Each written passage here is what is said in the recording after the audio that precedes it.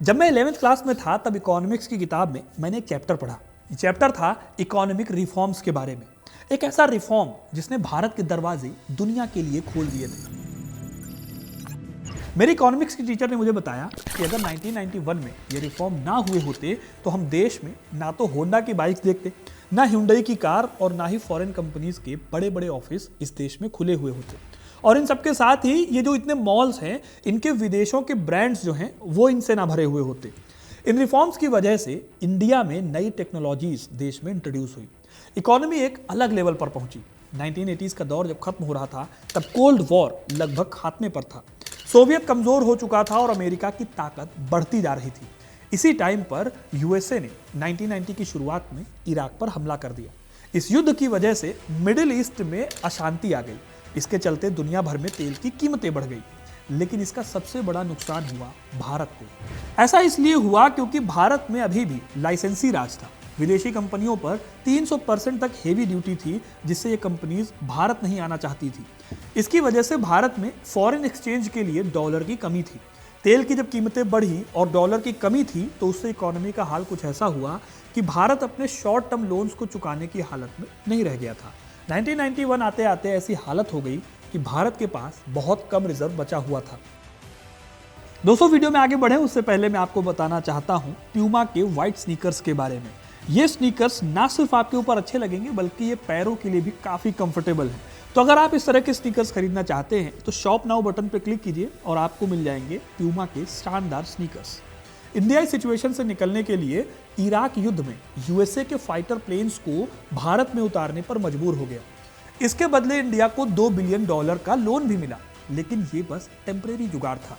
सरकार को तुरंत एक लॉन्ग टर्म इंतजाम करना था जिससे कि इकोनॉमी जो है वो पटरी पर लौट आए। इस टाइम पर पीएम थे वीपी सिंह। सिचुएशन इतनी खराब थी कि सरकार को बाहर से समर्थन देने वाली कांग्रेस ने वीपी सिंह की सरकार के बजट को सपोर्ट ही नहीं किया। इस वजह से उस साल इंतरिम बजट लाना पड़ा। इससे इंडिया की जो बॉन्ड रेटिंग है वो और गिर गई। बॉन्ड रेटिंग गिरने का मतलब है कि जो शॉर्ट टर्म लोन लिया जा रहा था वो ले पाना और मुश्किल हो गया। अब ये क्राइसिस चल ही रही थी कि इंडिया की हेल्प करने वाले इंडियन मॉनेटरी फंड यानी आईएमएफ और वर्ल्ड बैंक ने भी आगे और हेल्प करने से इनकार कर दिया। मदद करने के लिए उन्होंने शर्त दी कि इंडिया अपनी इकोनॉमिक पॉलिसी को चेंज करे। ये चेंज करने को आईएमएफ पहले से ही दबाव डाल रहा था, लेकिन भारत इसे अभी तक टालता ही आ रहा था। बट अब पानी सिर से ऊपर जा रहा था। इंडिया को सच में बदलाव करने की जरूरत थी। इसी बीच कंगाली में आटा तब गीला हुआ जब 8 जुलाई 1991 के दिन इंडियन एक्सप्रेस के जर्नलिस्ट शंकर अय्यर ने एक खबर छापी कि कैसे जहाज में भरकर सोना जो है देश का वो गिरवी रखने के लिए विदेश ले जाया जा रहा है। पता चला कि भारत के पास सिर्फ 14 दिनों तक के इंपोर्ट का फॉरेन रिजर्व बचा हुआ था।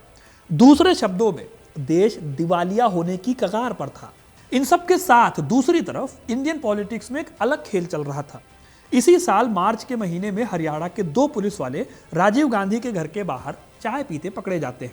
सरकार पर जासूसी का आरोप लगाकर कांग्रेस ने अपना समर्थन वापस ले लिया संसद से। इससे हुआ यह कि सरकार गिर गई, लेकिन फिर इसी बीच राजीव गांधी की हत्या हो गई। अब कांग्रेस के पास गांधी परिवार का कोई लीडर नहीं बचा था। इस वजह से पीएम बनाया जाता है पीवी नरसिम्हा राव को।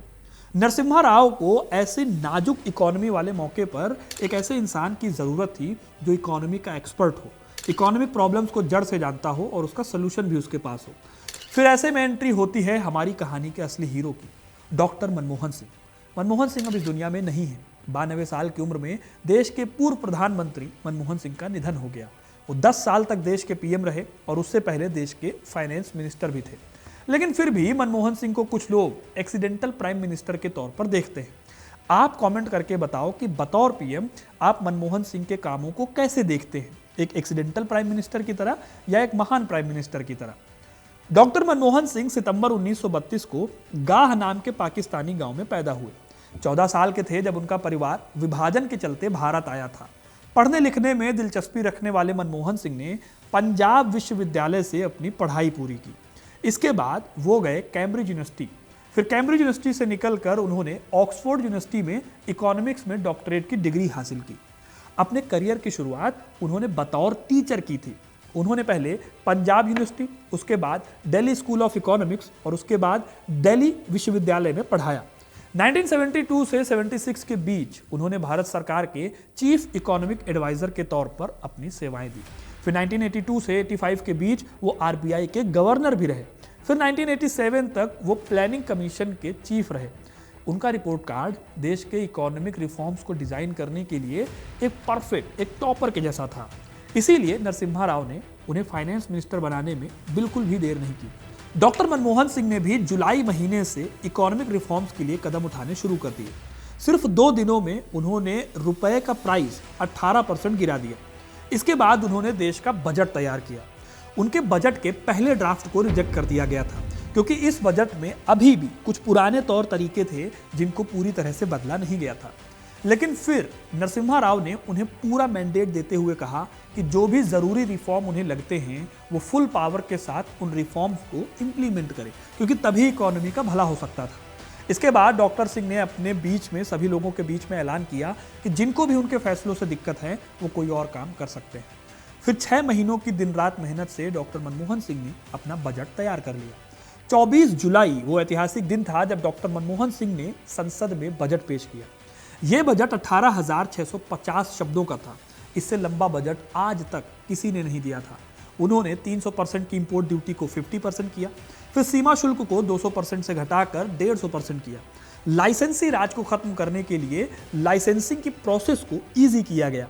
इसी बजट के 3 पिलर बताए गए थे: उदारीकरण यानी लिबरलाइजेशन, निजीकरण यानी प्राइवेटाइजेशन, वैश्वीकरण यानी ग्लोबलाइजेशन। इसे शॉर्ट में एलपीजी कहा गया।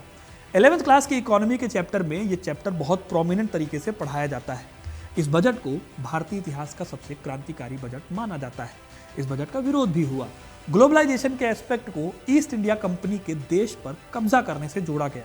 लेकिन तमाम विरोधों के बीच मनमोहन सिंह की नीतियों ने हर आशंका को, हर डाउट को गलत साबित किया। इकोनॉमी के लिए अपनाई गई लिबरलाइजेशन की जो पॉलिसी थी वो मोटा मोटी कामयाब रही। जो सोना देश ने गिरवी रखा उसे कुछ ही सालों में वापस ले आया गया। 1991 में इंडियन इकोनॉमी $266 बिलियन थी और अगले 30 सालों में 4 ट्रिलियन के आंकड़े को छूने लगी।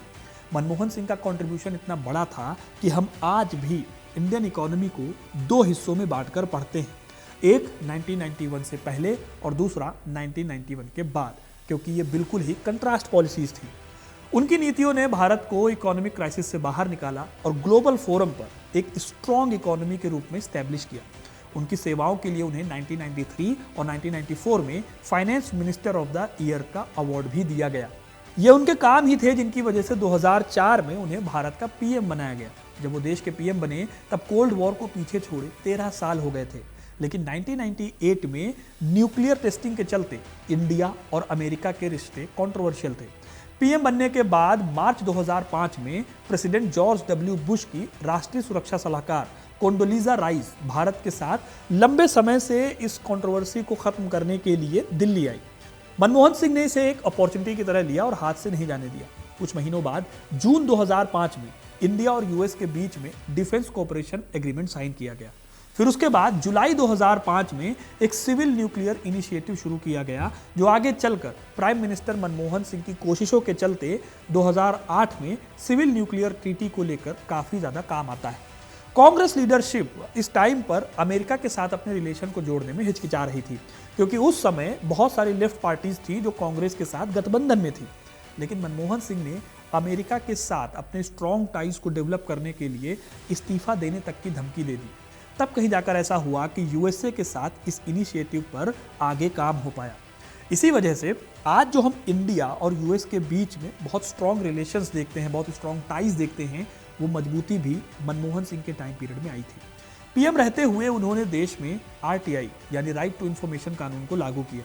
2008 की इकोनॉमिक क्राइसिस से बचने के लिए नरेगा की शुरुआत की गई, जिससे कि अनस्किल्ड लोगों को भी रोजगार दिया जा सके। आज भी ये योजना मनरेगा नाम से चल रही है।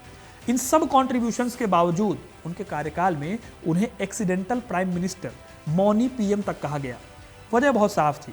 2004 से लेकर 2014 तक जिस सरकार के वो पीएम थे वो एक गठबंधन सरकार थी। इस गठबंधन सरकार में जब कॉमनवेल्थ गेम से लेकर 2G स्पेक्ट्रम और कोल स्पेक्ट्रम जैसे बड़े बड़े स्कैम सामने आए तो लोगों ने कहा कि देश के पीएम कुछ बोलते ही नहीं।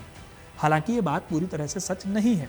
मनमोहन सिंह ने कई प्रेस कॉन्फ्रेंसेस की जिसमें उन्होंने प्रेस के किए गए सवालों के जवाब दिए। ये सवाल काफी मुश्किल हुआ करते थे।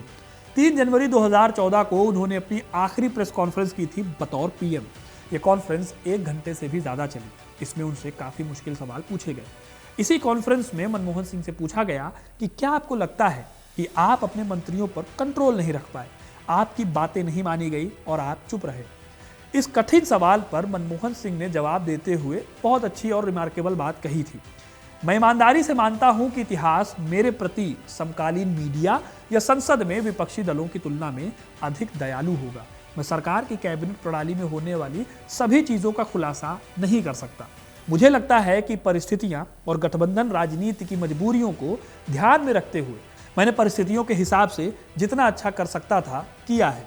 अब दोस्तों, ये उनका जवाब था उस सवाल को लेकर। अब आप कमेंट करके बताइए कि मनमोहन सिंह ने जो कहा उसमें वो कितने सही हैं। अपनी राय कमेंट में जरूर दीजिएगा। वीडियो को लाइक और शेयर करना ना भूलें। मनमोहन सिंह के कंट्रीब्यूशंस को जो लोग नहीं जानते हैं उन तक इस वीडियो को जरूर पहुंचाइएगा, ताकि देश को पता चल सके, लोगों को पता चल सके कि मनमोहन सिंह कितने महान प्राइम मिनिस्टर थे। अपनी राय कमेंट में जरूर दीजिएगा। वीडियो को लाइक और शेयर करना ना भूलें और ऐसी इंटरेस्टिंग कहानियों के लिए, इतिहास से जुड़े रहने के लिए हिस्ट्री कनेक्ट को सब्सक्राइब जरूर करें। धन्यवाद।